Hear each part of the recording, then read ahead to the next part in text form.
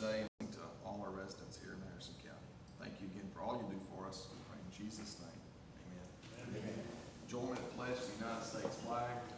I pledge allegiance to the flag of the United States of America and to the republic for which it stands, one nation, under God, indivisible, with liberty and justice for all. Now the Texas flag. Honor the Texas flag. I pledge allegiance to thee, Texas, one state, under God, one and indivisible.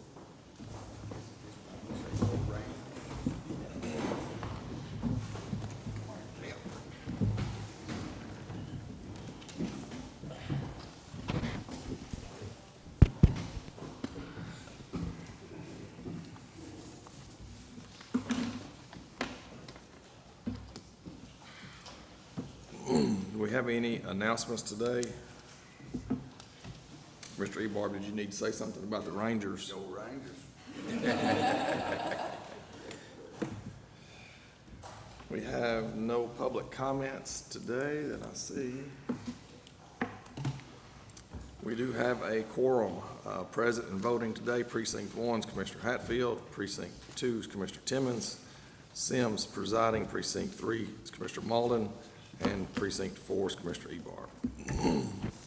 We'll call our meeting to order. It is 9:03 a.m. This is the 24th day of October. We're meeting here in the historic courtroom in Harrison County in Marshall, Texas. Our first item today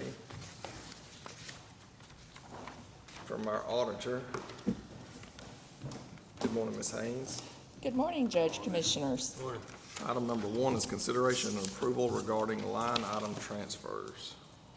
Yes, this is for FY23. I am requesting transferring $263,675.46.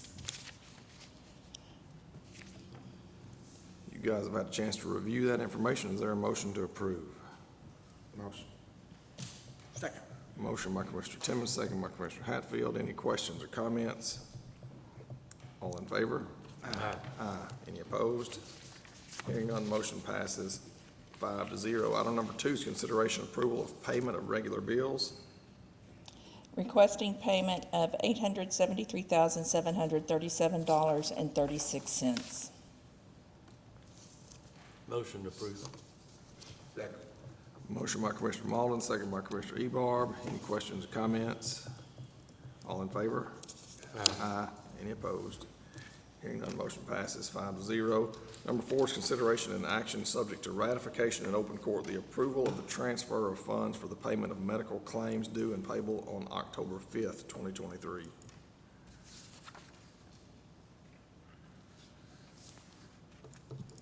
Did I pass? Oh, I missed payroll. I'm sorry. Y'all don't want me to miss payroll. Which one we I'm on item number 3. Sorry about that. Consideration and approval for payroll for October 13th, 2023. on? Motion. Second. Motion by Commissioner Ebarb, second by Commissioner Malden. All in favor? Aye. Aye. Any opposed? I can't believe y'all didn't call me out on payroll. Yeah, we didn't say that. Number 4, consideration and action subject to ratification in open court, the approval of the transfer of funds for the payment of medical claims due and payable on October 5th, 2023.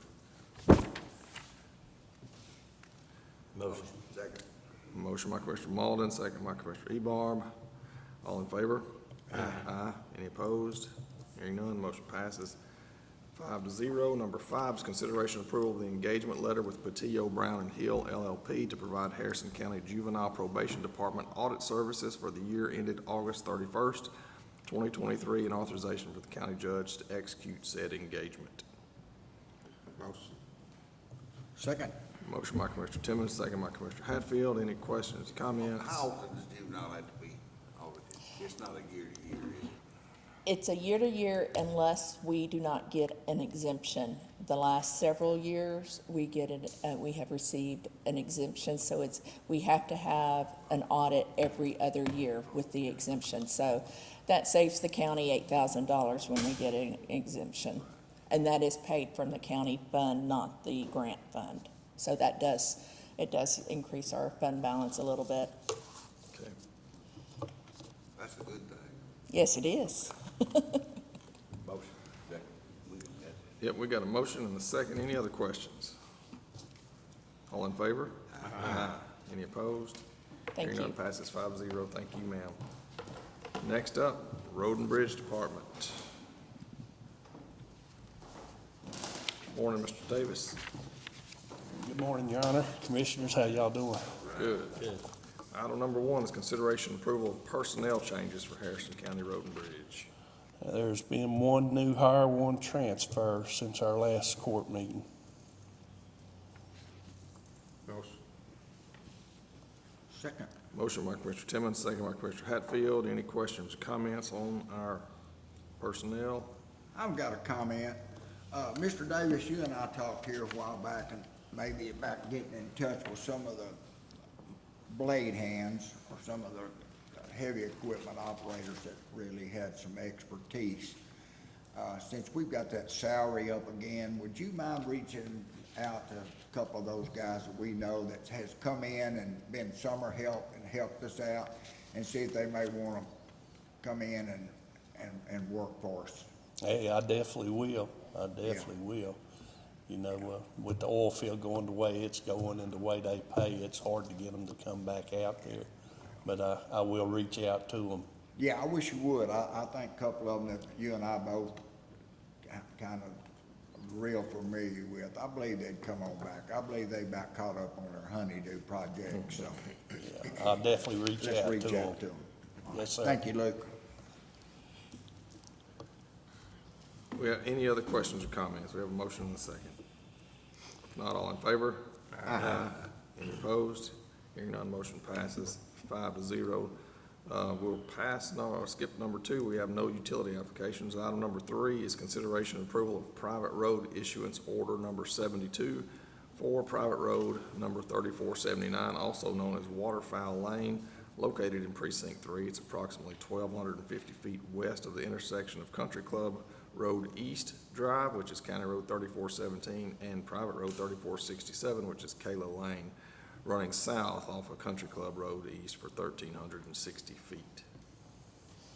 Yeah, this is for the Mallard Cove Phase 2. It's off Country Club Road, and it's at the request of the developer and Ed Cog. Motion approved. Second. We have a motion by Commissioner Malden, second by Commissioner Timmons. Any other questions or comments? All in favor? Aye. Any opposed? Hearing none, that passes 5-0. Number 4 is consideration and approval of private road issuance order number 73 for private road 3480, also known as Reed Lane, located in Precinct 3.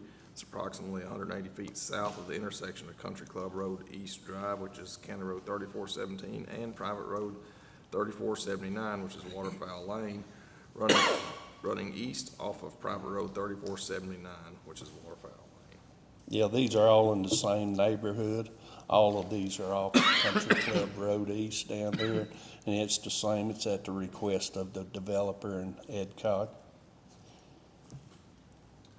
Is this just an extension of the subdivision that's there? They're opening more? Yes, sir, they're going to Phase 2 and building another section. Are they building these roads to county specs? Is it something that at some point we're gonna come back and be asked to accept into the inventory, or are these? gonna No, sir, all remain these private? are in that Longview extraterritorial jurisdiction. There's already a lot of houses on them too, so. Yes, sir, they're building subdivisions in there just night and day. Motion. Second. Motion by Commissioner Malden, second by Commissioner Timmons. Any other questions or comments? All in favor? Aye. Any opposed? Hearing none, passes 5-0. Number 5 is consideration and approval of private road issuance order number 74 for private road 3481, also known as Decoy Lane, located in Precinct 3, 1,360 feet south of the intersection of Country Club Road East Drive and Private Road 3479, which is Waterfowl Lane, running east off of Waterfowl Lane. Is there a motion to approve? Motion. Second. Motion by Commissioner Malden, second by Commissioner Timmons. Any questions, comments? All in favor? Aye. Any opposed? Mr. It's not in a slough over there with all these waterfowls. Decoy. Maybe not. Item number 6 is consideration and action to approve and execute any and all documents relating to rent to purchase agreement with Doggett Machinery for the Broche Broom as approved in FY 2024 fiscal year budget. Yes, sir, this was passed and approved in our 24 budget. It's a rental to purchase option. We will get a portion of the rental back. You know, after a year's time, 80% of the rental will go toward the payoff toward it. How much, what percent? 80. And this is a new one? Yes, sir, it's a new broom. The broom we had was a 2000 model, and we only have one for the whole county. So we were starting to have a lot of problems out of it, being 23 years old, you know. So and these days, we definitely need a broom in the road business. Do you have need of it, since our road building season is kind of drawing to an end? Do you need Yes, it? sir, we use them daily, Do you? you know, in our work. Okay. Yes, sir. We're also in the process of seeing about buying an attachment for a skid steer.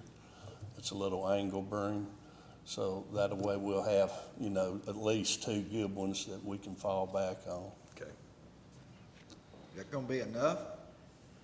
We hoping, we had put a lot of money and time in the old one. It's still up and going. It's just starting to show its age. So we're trying to get ahead of it. Good deal. Is there a motion to approve? So moved. Motion by Commissioner Hatfield, second by Commissioner Timmons. All in favor? Aye. Any opposed? Hearing none, motion passes 5-0. Thank you, Mr. Davis. Thank y'all. Next up from the Sheriff's Department, this is consideration and action, subject to ratification in open court, the approval of payments for per diem and travel expenses for Cindy Black and Renee Nelson for their trip to pick up a prisoner in North Dakota. That trip was 40 miles south of the Canadian border. That was That's a a trek. long way. That was a trek. they'll be flying. No, they drove. I think they're driving back maybe today. Is that right, Ms. Kraft? Do you know? Yes, sir. They They're spent coming the back, night, yeah. coming back today? Yeah, and they make arrangements with, local jails on the way back. So I said, how do you stay in a hotel with the prisoners? So what they do is they put them in, They they overnight them. Okay. Yeah, so, motion to approve. Second. Motion by Commissioner Hatfield, second by Commissioner Timmons. Any questions or comments? All in favor? Aye. Any opposed? Hearing none, motion passes 5-0. On to Human Resources.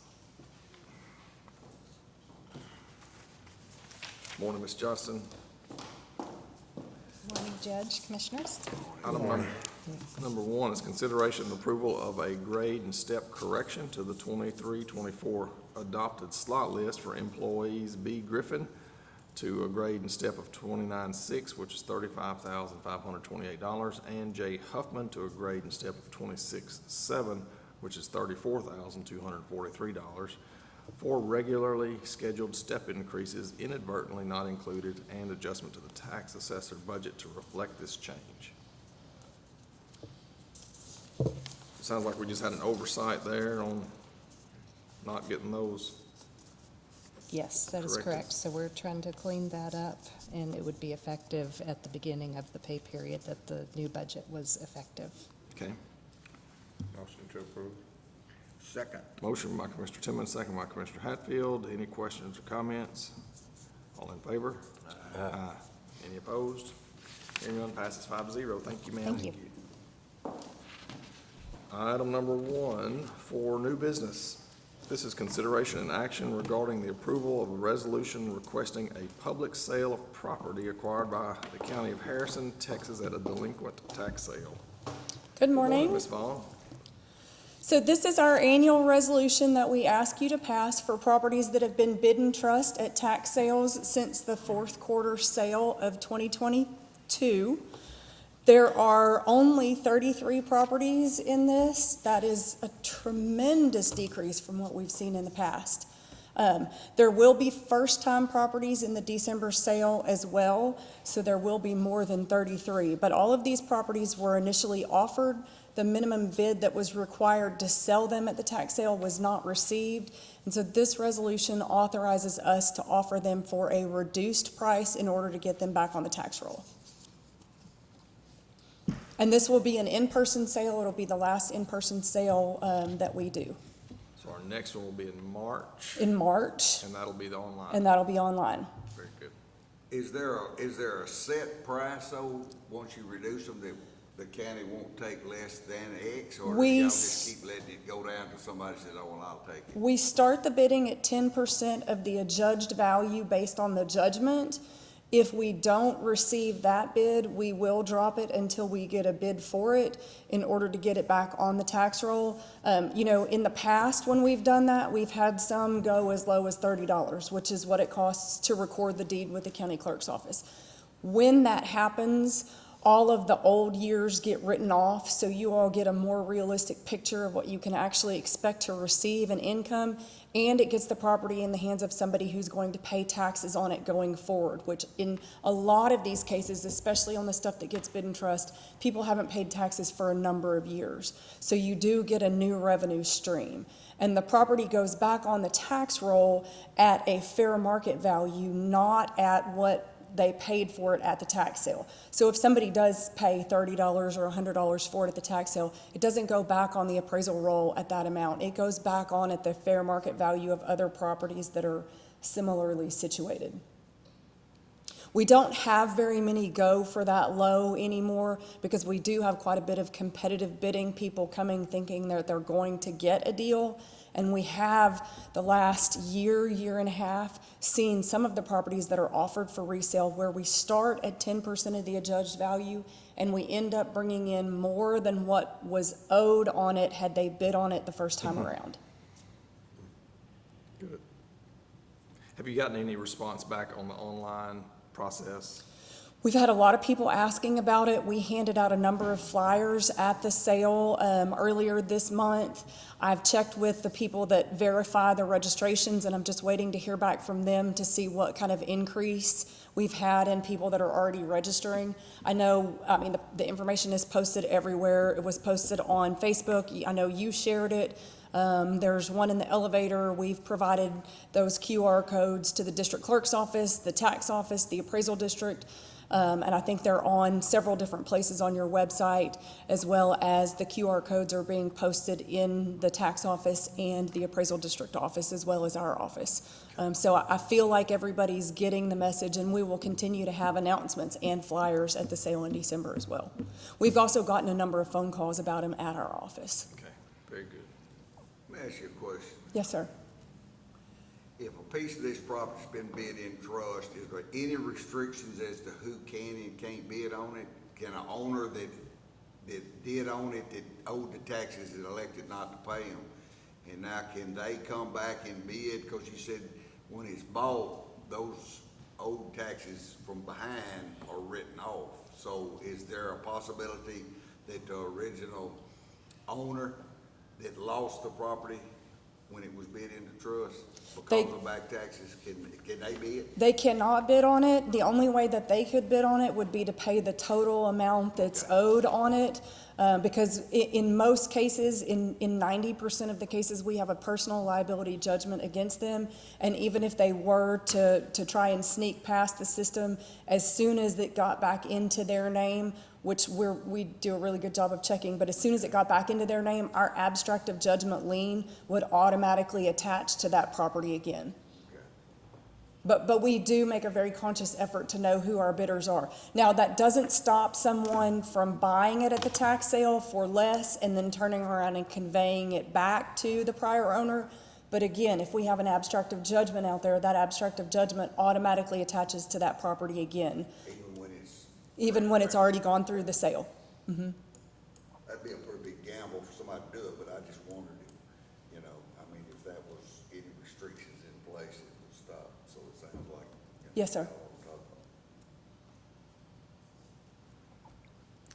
Any other questions or comments? How about a motion? Make a motion. Second. Motion by Commissioner Ebarb, second by Commissioner Malden. All in favor? Aye. Any opposed? Hearing none, motion passes 5-0. Thank you, Thank ma'am. Thank you. Item number 2 is consideration and action regarding the approval of the completion and acceptance of the AWAS grant installation project at the Harrison County Airport and authorization for the county to apply for the 75% reimbursement for the project. You guys remember this AWAS grant is the Automated Weather Observation System out at the airport. It was an old system, and TxDOT had approved a bid or a grant for us to replace that at 75% discount to us. They'll repay us 75% of the project. We've had that done. This is just cleaning up and finalizing that agreement. Is there a motion to approve? Motion. Second. Motion by Commissioner Timmons, second by Commissioner Hatfield. Any other questions or comments? All in favor? Aye. Any opposed? Hearing none, motion passes 5-0. Item number 3, this is consideration and action regarding the approval of the extension of the 911 database management agreement between Harrison County, Texas, and Texas Eastern 911 and ETCOG. Good morning, Mr. Cleveland. Hello, Judge and Commissioners. It's great to be with you this morning. I just wanted to begin really quickly by thanking you, Judge, and Commissioner Hatfield for your service on our respective boards. You know, Commissioner Hatfield is now the chairman of the East Texas Council of Governments this year, and we're proud of your service and all the many years that you've served in Harrison County's seat in representing all of East Texas in that regard as well. And Judge, for your service on the Chief Elected Officials, Rural Transportation Planning Organization Board. We don't take this for granted. We really appreciate what you all do every day. For today, we wanted to give you an update on our progress with the 911 database management addressing contract that we had with you. Just in terms of quick history, about 3 months ago, it's been a little over 90 days, but about 3 months ago, we came before the court and you all agreed to engage East Texas Council of Governments 911 team in database management and addressing cleanup project, and that really involved a lot of work on the maps for 911 emergency response as well. And today, we're at the end of that 90 days. We had asked for a temporary agreement just because we wanted to be able to get inside the system, work with the folks at Texas Eastern 911 and find out what the needs were before we went into a long-term agreement. So that time period is now expired, and I've asked Stephanie Hefner, the Director of Public Safety, to come up before you today and give you a brief report. There's a PowerPoint that's hard copy right in front of you that's only about 7 slides, looks like this. She's going to go through this with you so you can see the work that has been done, respond to any questions, and I think we're going to ask the court to consider an extension of that agreement as well. So with that, I'd like to introduce you to our Director of Public Safety, Stephanie Hefner. Good morning, Ms. Hefner. Thank you, Mr. Cleveland. Morning. Okay, this PowerPoint is an update for Commissioners Court today. This is for 911 addressing, mapping, and database maintenance that we have been conducting for the county. The previous agreement that we had with you guys was from June 20th, 23 to September 21st of 23. On the update slide, I'm going to talk about work that we have completed in our department. Where it says PSAPs and first responders, we now have both the PSAP, which is the 911 call center. It means public safety answering point. We now have the call center and all first responders using the same maps. Okay? Converted maps to aerial imagery to be used by 911 addressers. Aerial imagery was not being used before, so now our staff can literally log in, zoom down to the ground, they can see the house, they can see the property, everything that they need to. Aerial imagery is now active. Hard drives were upgraded and updated in the computers that was needed so that aerial imagery could be used for our project. Hard drive updates were initiated quickly, and that was in tandem also with the work that we did for Russ County and for their PSAP, their 911 call center as well. For the Harrison County maps, ETCOG began updating maps being used in the dispatch center. Center lines and addresses have now been moved to correct locations on the map. So basically that means if you're looking at an aerial map of a road, now when you see the center lines, they match the roads and the driveways, and everything is in sync, okay? We updated mapping and addressing has been delivered and uploaded to the Texas Eastern 911 servers. Under EZNet information, Elisa Sanders is our coordinator, and she's been working diligently on updating the EZNet. That means Emergency Services IP network. That is the IP network for the state that all 911 entities are connecting to. So what she's been doing is she's been updating EZNet information for Entrado and completing AT&T database corrections, and that helps with the match rate and the data in the maps. ETCOG helped with these corrections before and after the contract began, and there are thousands of errors in telephone numbers that have been corrected in the database. Under addressing standards, our staff worked with Lisa Benson and Dwight Mays to update existing addressing standards that have already been approved by you gentlemen. Also working with Lisa and Dwight to update the emergency service district maps with the ESDs. That is a current project that we're working on, and that's both in-house and for 911. Okay, now I'm going to jump over to our next update slide, and we're going to talk about mapping issues. ETCOG had to draw in and add to the map numerous roads, subdivisions, and RV parks that were not included in the inherent mapping. And the Harrison County CAD does not offer interactive mapping when you go online and you look on the website. So there's a little bit more work that has to be done, research that has to go into it. So it made the work a little bit more tedious, but our staff has done that, and they've completed everything as it comes in. For Marshall addressing, ETCOG is working with the city to ensure that addresses are added and that mapping is correct for the city and for their dispatch as well. And for daily addressing calls, we're going to continue work on daily calls that come in. That includes not only making mapping edits and corrections, but also updates in the database with telephone numbers as it links to property owners. Our next page, contract work completed. We always like to be able to bring numbers that you can see and that you can review. You can see here for our administrative hours, this is with contracts, emails, standards, vendors, meetings. You can see we had 73 hours. It was a little over $3,600. We had GIS hours. Michelle Cahall is our GIS manager. She's done some work with us in the call centers and also with the maps. That was a little bit over $1,700. We have mapping hours. That's for errors that were corrected, the road center lines with the streets in the maps, corrections. It's a little over $13,000. We also have our 911 addressers that are taking the incoming calls, working the maps, creating the work orders and the points, and they've taken 183 calls total up to this point. It was 125 hours worth of work.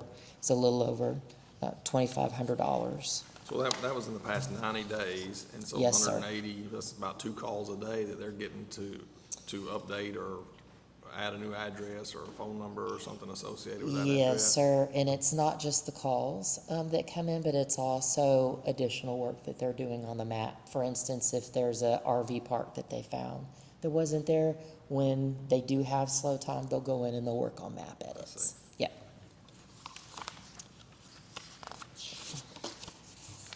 Okay, and on this next page where it says summary, Elisa that I mentioned earlier, this is her. It's in the picture, so you can see her. Total hours worked, 840 hours. It was a little over $21,000. The current 3-month contract, you can see, was $1,381.83.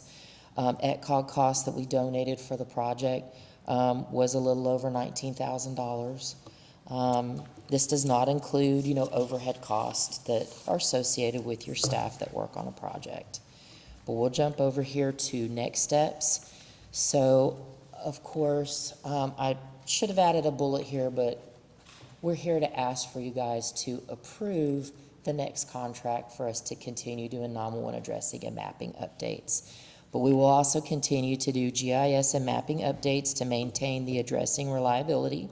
We'll continue the database work for the emergency services IP network and the error corrections that are for that database. We'll continue updating the servers, which we'll have to do for the aerial imagery. We'll also continue the daily addressing calls and the mapping edits and the corrections that they come in. The extended contract that we're asking for you to please review today is for a 23-month period. It's from October 1st of 23 through August 31st of 25.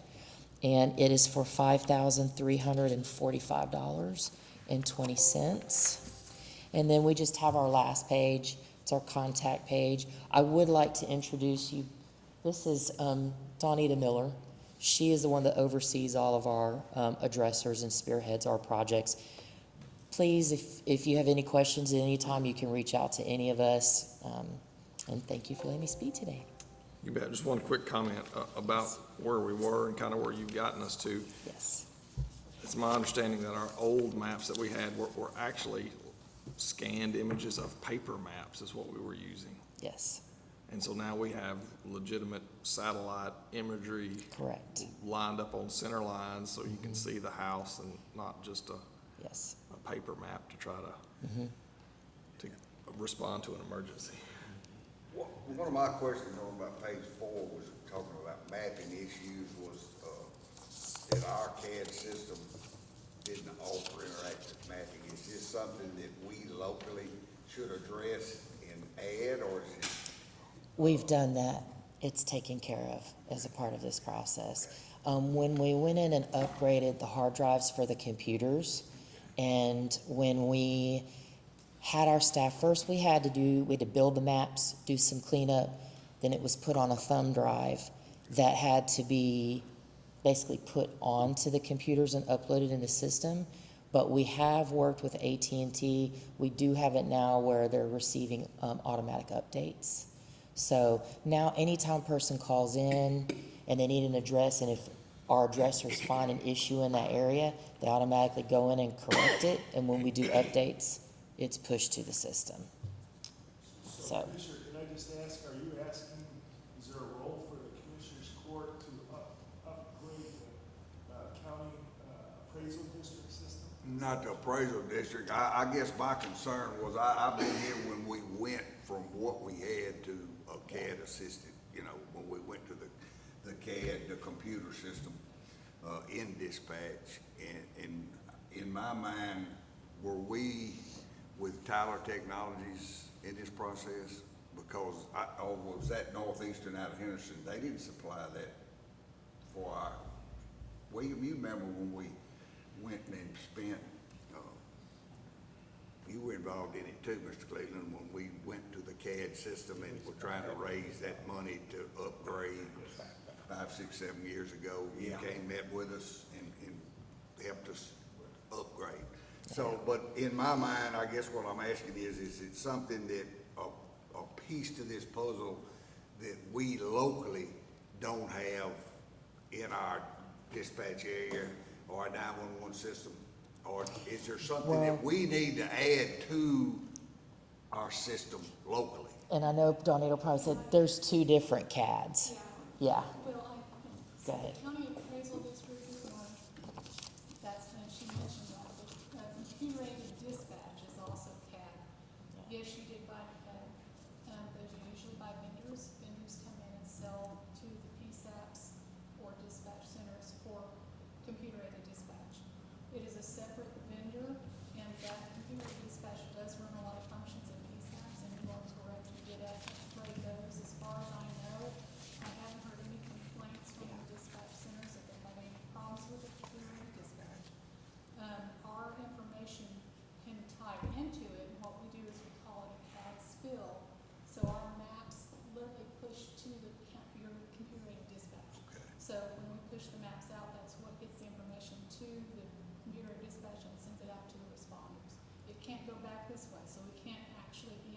integrated into it because we have to keep the 911 system separate, and because it connects to EZNet, it's one of the cybersecurity issues. So, Well, I know that where we were at when we upgraded, and we still feel like we wanna be at a point where this is the best that our dispatch at 911 has. And in my mind, I just wanna make sure that we don't need to look at something locally that's not there, that would Yes. make it top of, it'd be the best of what we could have at this point. Because I know it's all technology driven, and I think we're just as guilty. I know I am. I don't understand it anyway, so I know it changes daily. Yes, And sir. we've had this system for 5 or 6 years, so in my mind, I guess I'm trying to determine is what we have. No, I don't want to say obsolete, but we at the bottom end of the spectrum of what it's capable of doing, because we, at this point, we want to push to make ours at the top of the front at today's market, Yes, as to sir. what we have. I can ask some questions of dispatch, and I can do some research. Well, I didn't know what all's involved. I just think at this point, the moves that we're making to improve and change some things, if there's some things locally Yep. that we need to address budgetary wise, then, we need to start looking at it, to see. Yep. What Well, the commissioner's asking about is seeing a park when we're seeing that the CAD does not offer interactive mapping. and that's actually the county appraisal district website. That's a different CAD. Well, they're not even associated with us. Right, you know, I and mean, so, they're a state right, But we use county appraisal districts. For the information. To do 911 addressing, and what that does is it helps us identify the property owners Okay, and where they're already designated, because we don't drive out to, that's Right. why we can do something in 30 minutes, because we don't go out to the property. So we literally do diligence, with property owners, so that we're not dealing with somebody scamming us, a relative that's trying to come in. Okay. It's Right. a lot of issues. So we rely on the county appraisal district as a backup to ownership where property locations are, because they already have designations Right. for that. So that's where we have we're a little bit behind on Harrison County, because it's not as interactive and as accurate as what we have found with the county appraisal district in Harrison County. That's what the mention was. okay. I know there's a lot of moving parts to this, and I just don't want, for me, see us not do on our end what we need to be doing. If it's something that,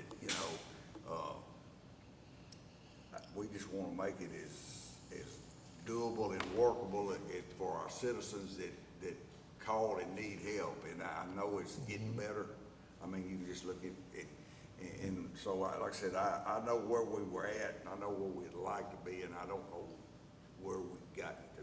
You are correct, and it is about time, because I know it's been a while for your computer and the dispatch that it's been upgraded. And so I'll ask. I mean, Okay. Yes, it's time to look at that, and again, if it's not broken and they're doing well and it's interactive, they may end up actually using the same thing we just upgraded. Okay. I have a question. Yes, sir. If I was to go on this, or our dispatchers go on this, and you can see the property, is that in real time? yes, sir, you can. Yeah. Yes. Yep. And one thing that I will say is the old process that was used, I did reach out to AT&T and I asked the question. When they first started working on the database, they said that they were at about a 10, maybe 15% match rate with GIS data. You guys are now at a 96% match rate because of the work on the project. Well, over the years, I can't always speak for the entire court, but I believe today I can speak for all of us that safety is our number one issue for public safety. Yes. Public safety is number one with us. And I knew back in 2016, when we entered with that mapping program with you guys, and just, that's when the red flag went off, and that's when I started to work to make some changes on that. And I'd like to thank Mr. Cleveland, Ms. Hefner, and Ms. Miller, all of y'all for y'all steadfastness and hanging in there, because it's been a struggle. Yes. It has been an absolute struggle, but this is gonna be the difference between daylight and dark for our Yes. citizens, so. Thank y'all so much for Yes, helping sir. put this together. Once this is complete, will EdCog be the new assigners of 911 addresses that y'all put into the system? Because I want to thank, used to, you had to call Henderson and talk to Northeast, and they talk to you on the phone, and they give you a 911 address. But will EdCog be the one that issues, or whoever we're under contract with this department of EdCog? Yes, public safety. Public As long as the county still continues to contract with us, we are the ones that issue the We address. assign it And like when you go to the Texas Eastern 911 website now, it says that they don't do addressing, to reach out to EdCog staff, and it has our number. Oh, okay. Yeah. Okay. Thank you. Any other questions, gentlemen? Thank y'all very much. Appreciate it. Thank you. Well, this was item number 3, which was consideration and action regarding the approval of the extension of the 911 database management agreement between Harrison County, Texas Eastern 911, and EdCog. Is there a motion to approve? I'll make that motion. Second. A motion by Commissioner Ebar, second by Commissioner Timmons. All in favor? Aye. Any opposed? Hearing none, motion passes 5-0. This contract is gonna run, is this the one you're talking about that runs from October 1 of 23 to August 1st of 25? Yes, sir. And you said it had a total cost of what? $5,345.20. That's for the duration or per year? I'm sorry, sir? That's for the duration of this contract or for the per year That is for the duration of the of contract. this one?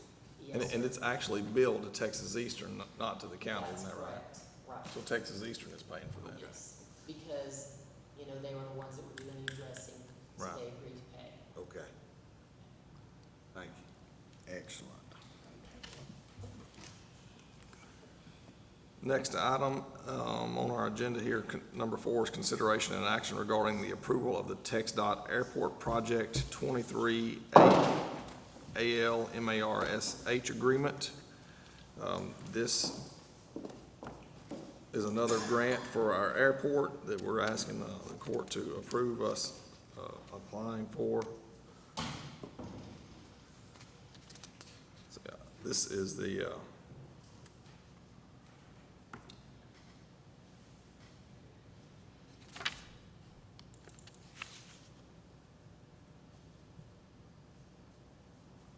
make sure I have the right one.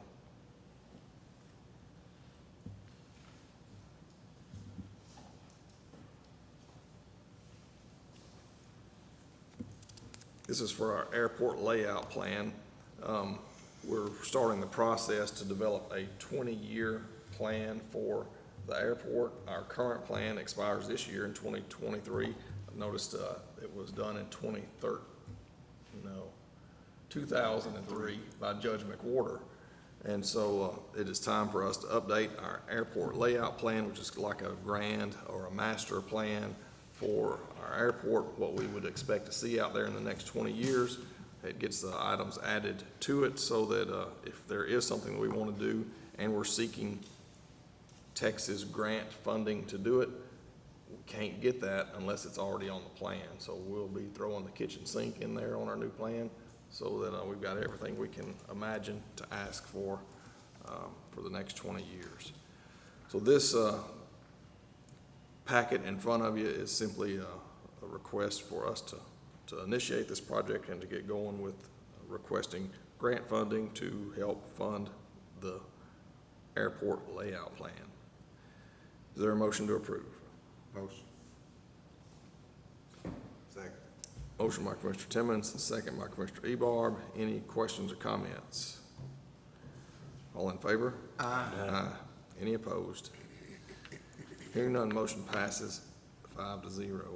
Item number 5 is consideration and action regarding the approval of the resolution creating a Harrison County, Texas America 250 Commission as requested by Thomas Spear of the Historical Commission to be composed of 5 members with 1 member appointed by each commissioner and a member appointed by the county judge who will be the founding chairman of the commission. You guys, we had asked that you consider appointing a member to this commission. This is the America 250 Commission. Y'all, most of everybody in here, maybe one doesn't remember the bicentennial in 1976, but we, many of us went through that. It was a great time for celebrating our birthday here in America. This will be the 250th birthday coming up in 2026. We want to be prepared here, not just in Marshall, but across the whole county to celebrate this. And so we've asked you guys to consider appointing a member to this founding committee to get started on the process. Commissioner Hatfield, do you have a member that you'd like to appoint? Yes, sir, I do. And who will that be? Mr. Ted Huffines.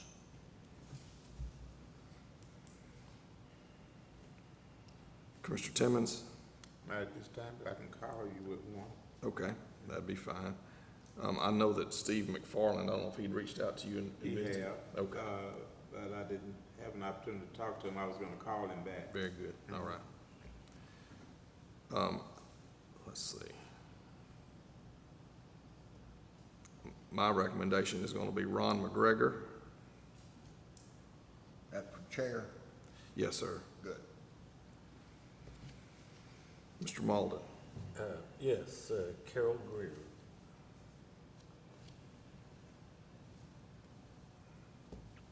Mr. Ebarb? I don't have a firm commitment. I've contacted Robbie Schultz, and he's super busy, but I've asked him about one of his daughters that works out at Bear Creek. Crystal. Okay.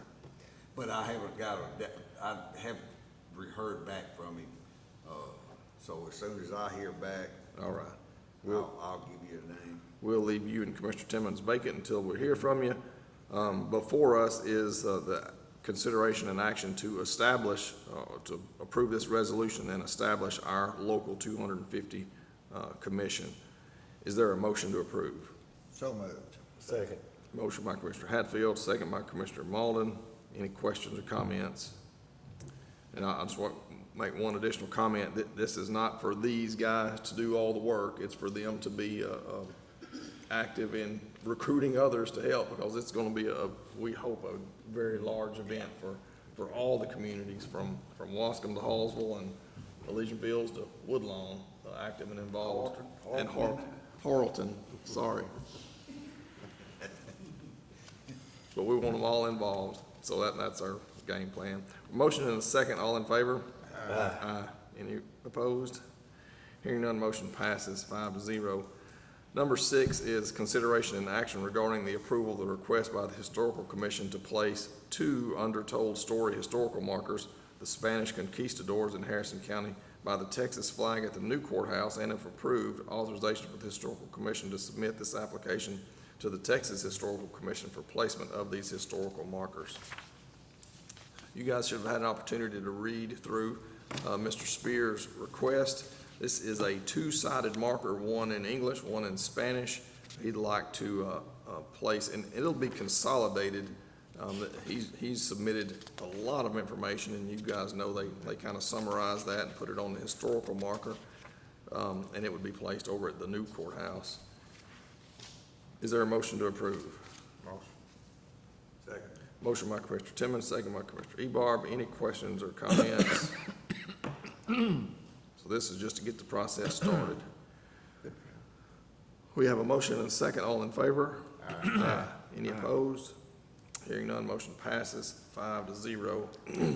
Number 7, consideration and approval of the contract between Amplifund and Harrison County for an initial term of 13 months, effective October the 10th, 2023, with the first year subscription and implementation cost of $37,266.67, with the option to renew annually for 4 additional years at $20,000 per year for a total of 5 years to be $117,266.67 to provide assistance in the grant process for the life cycle of a grant for Harrison County.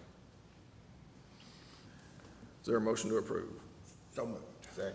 Motion by Commissioner Hatfield, second by Commissioner Timmons. Any questions or comments? Question. Yes, sir. This Ample Fund, are they independent or are they associated with the Tyler Technology Fund? They're independent. This is who Mr. Mays had reached out to. In fact, I see they're out of Ohio.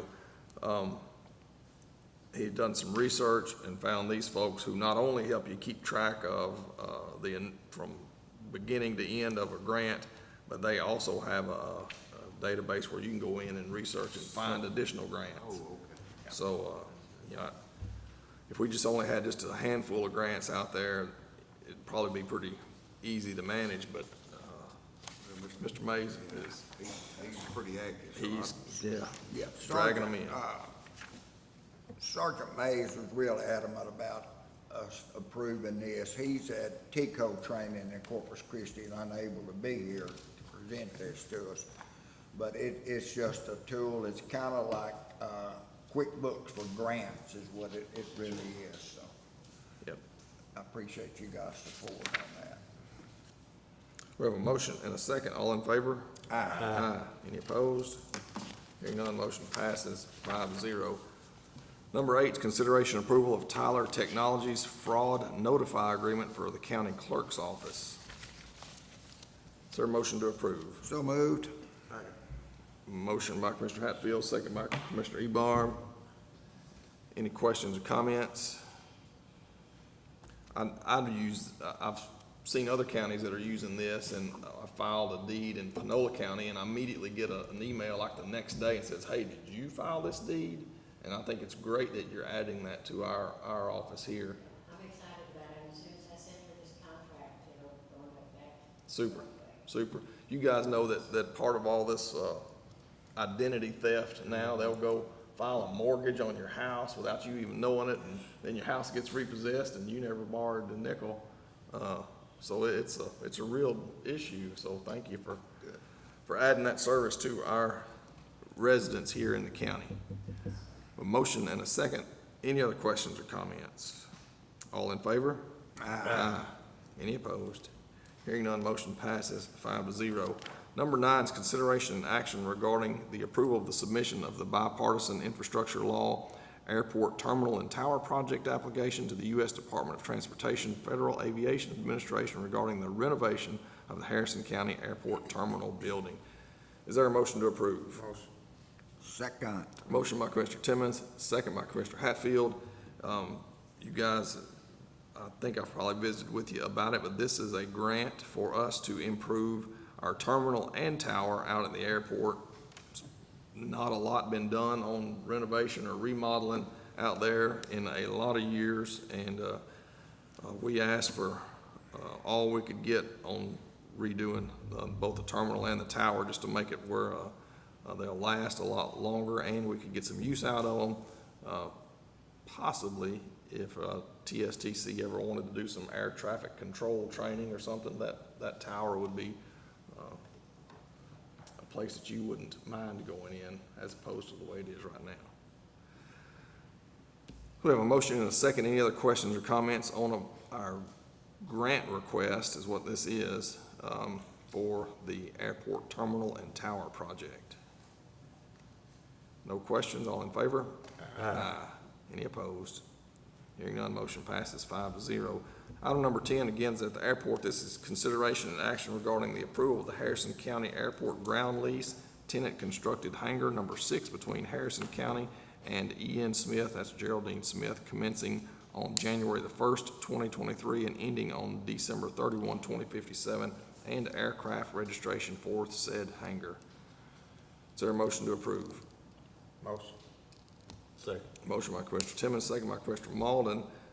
This is the new lease that we'd had drawn up for the airport, and we're still we're getting closer to the end of getting all those renewed with our tenants out at the airport. Any questions or comments on this particular hangar lease? We have a motion and a second. All in favor? Aye. Any opposed? Hearing none, motion passes 5-0. It is 9:57. We'll take about a 10-minute break, come back here at 10:10, and we'll be in executive session at that point.